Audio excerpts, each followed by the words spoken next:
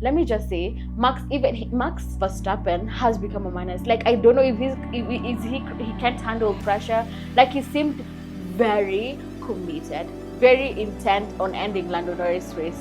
Max is just taking this too seriously.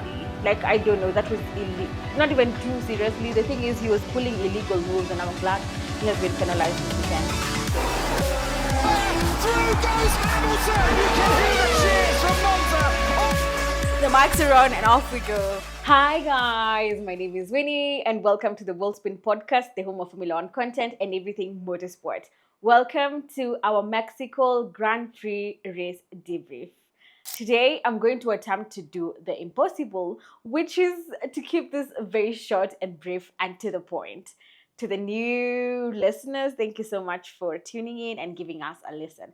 And for the new fans, I want to start by just skimming through quickly the whole weekend. This was a normal, standard Formula One weekend where we have 3 practice sessions: practice 1, practice 2, and practice 3. And then we have a qualifying session. The qualifying session sets the grid for Sunday's race. And then on Sunday, the race happens. So this weekend, we were back to 2 practice sessions.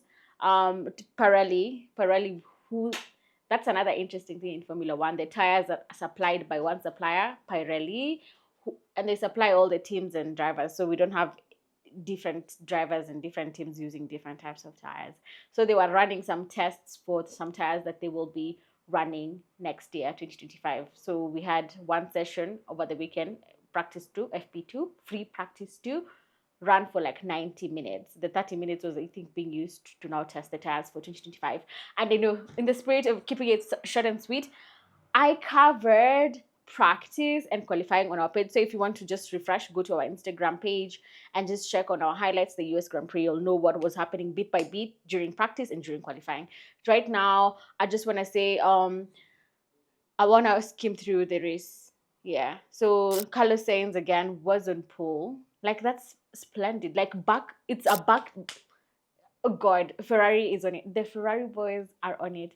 I do not know what Ferrari have been on, but they really seem to just be on it. And I'm happy for them.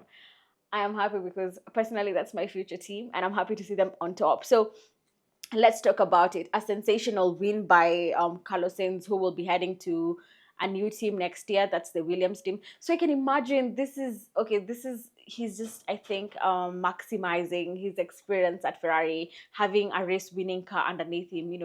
I don't think he'll be winning races with Williams, but it's Formula One, never say never. But come on, this is his last really big opportunity to score, to win with Ferrari, or with a team that he signed to, really. So that was a splendid, I think, win, and converting a pole. Like, most wins from Mexico, like, are not gotten from pole position. So that's really, and pole position means starting from number 1. That means you set the fastest time during qualifying.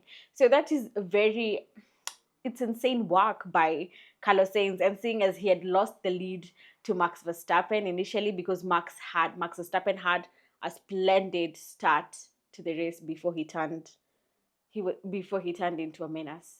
Jesus, like, we're gonna get into that. So that is, I would rate Carlos Sainz's performance today 10 over 10. He ate with that. He really did. I want to also just mention Charles Leclerc's race. I think he was handling it well. Ferrari were going for a comfortable, okay, not a comfortable, but relatively comfortable 1-2 before, I think, Charles Leclerc lost it somewhere. I think there was so much wind, he went off the racing line. That was a great save. He could have ended up in the barriers, but he didn't. So, slay of Charles Leclerc. I don't even have anything else to say. I mean, apart from there was so much yapping from Carlos Sainz, and one of the commentators summed it up very nicely, said, I think if Carlos is not when he's not driving a Formula One driver, he would make a very good politician, because he was like, oh, Shanice, your mouth is moving. You're yapping. There was so much yapping from Carlos Sainz. I don't even know. I didn't even understand sometimes what he was complaining about. He was saying sometimes that Charles Leclerc is pushing. I didn't get it. Like, he had such a healthy gap. Okay, healthy, like, insane gap to, like, over 6, 7, 8 seconds over Charles Leclerc. So I don't even know what he was complaining about, to be honest. I really don't know. He yaps a lot. He just talks a lot sometimes, but it's okay. He's not a smooth talker. He's just a smooth operator. We'll give him that. Okay, guys, let's talk about Max Verstappen. I want to talk about Lando. You cannot talk about Lando's race. Lando, I don't know. I don't know. I have a feeling I will say this, and I don't like. And I know I come on this platform all the time, and I say could have. I don't like the stories of could have, should have, because why are we talking about possibilities and the factual things already happened. Like, let's talk about the facts. I just want to say today, I thought Lando had it in him to win. Like, I still think McLaren were the fastest car, like, around this track. So let's talk about Max Verstappen. Max Verstappen has collected two 10-second penalties. He had a 20-second penalty that he had to serve during the race. And this is why, one, he was penalized for forcing a driver off track. Do you wanna know who that driver is? It's a British driver. And Max Verstappen is gonna come out and say it's British bias. The driver is Lando Norris, guys. Anyway, yeah, so he was penalized for driving a driver off track, and then he was penalized for leaving the track and gaining an advantage. And this is so crazy, seeing as we've come from the US Grand Prix last weekend, where Lando was penalized for leaving the track and getting advantage, and that whole situation, he only got 5 seconds. And then this is the reasoning why I've seen people like try to argue about it on social media. Why has Max gotten 10 seconds for the same incident that Lando got 5 seconds last weekend? The thing is, last weekend Lando was not really like Max didn't also get into the corner. He was wide. He did not hit the apex, the corner correctly.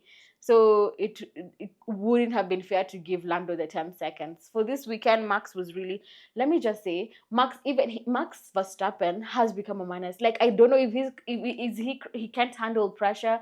Like, he seemed very committed, very intent on ending Lando Norris' race. Like, he was like, okay, if you're gonna try to get past me, because Carlos Sainz got past Max Verstappen, and getting past Max is very hard. But Carlos, it didn't look like it was, trouble. But oh my God, come to Lando Norris, who's like, I want to end this driver's, I want to end his race here, and that immediately. I don't understand. He was so intent on making sure that Lando Norris has a terrible, terrible Sunday.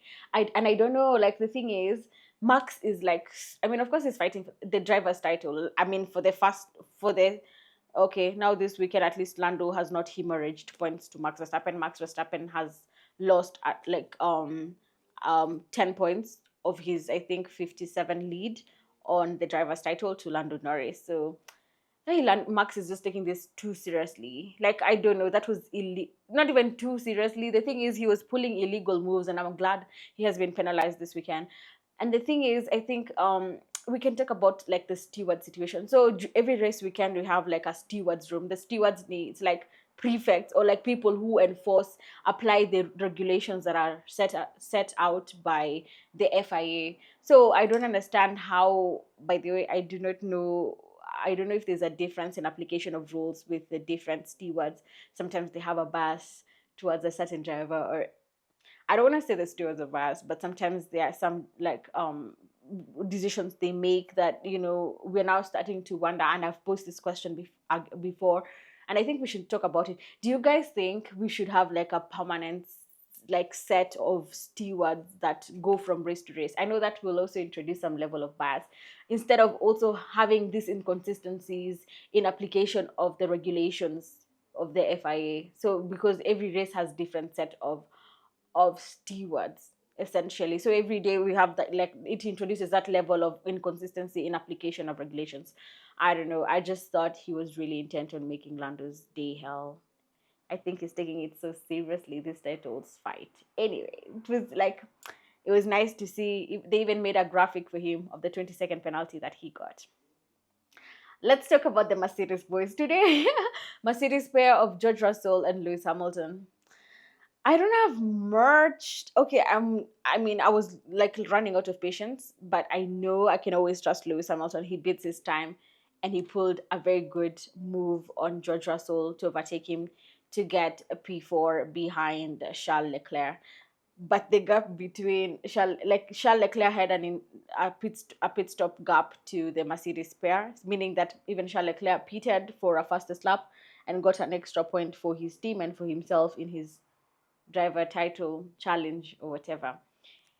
The thing is, this is you can see that I think this is just also I need Max to be shown the clip of Lewis Hamilton and George Russell racing, because you can keep it cleanly within the track limits. You can give the other driver room, but then today Max can never. I don't think that's his MO. That's not how he operates. Today I'm really not a Max. Like, he's not really pleased me. He's just been illegal moves, dangerous racing, unfair racing. It's not even hard racing. Lewis Hamilton and George Russell did hard, fair racing. Like, yes, they were going. Lewis Hamilton was stuck at the back of George Russell for like 10 laps. Was it? Yeah, and they're giving each other space. So borrow a leaf from that. I don't know. That's all I have to say, by the way. So splendid racing from Mercedes. I don't know. I think now they've just, apart from their race, I also wanted to just say that I'm so disappointed. Mercedes, like, George crashed. Was it one of the another time he's crashed this weekend? I don't know. I think Mercedes now seems so content being an upper midfield team. I'm convinced that's all. Like, I'm just convinced that's how they want to run their things. The other people I want to talk about are the Haas team. Oh, guys, we've talked about Haas F1 team, the smallest team on the grid, but they're doing amazing. This is the second week they're scoring points. Yeah, they've not left empty-handed, and both cars were in top 10.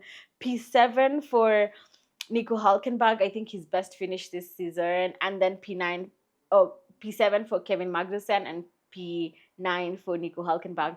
You know what? So slay of Haas. Oh my god, I love that. You know, they always struggled with race pace and tire degradation last year. This time they have their race pace under control. I am so pleased for them, and them not just waiting to bring upgrades at once. They have just scattered the upgrades. They come building gradually. I love it for them. I honestly do love it for them.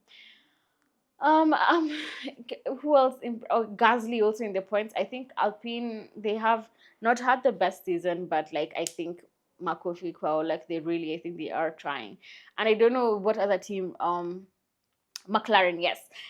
Ma- Oscar Piastri had such a bad qualifying. I think he was down there with Checo, and Checo, this was his home race, and it's crazy to think he was just down there.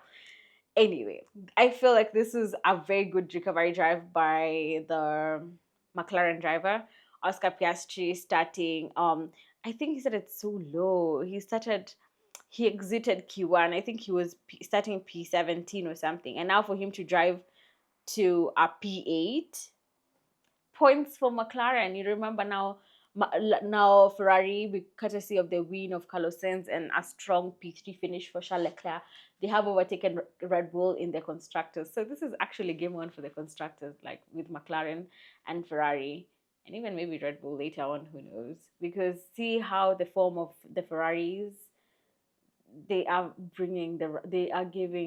give McLaren a run for the money. And they construct, I know you might be thinking, why is finishing ahead of everyone? It's very important because you get money. You get, the higher you finish, the more money you get. So it's like a race of, you get the money for your team. You get money that goes trickle down to all the employees as well, bonuses and stuff like that. So everyone, that's why everyone wants to win.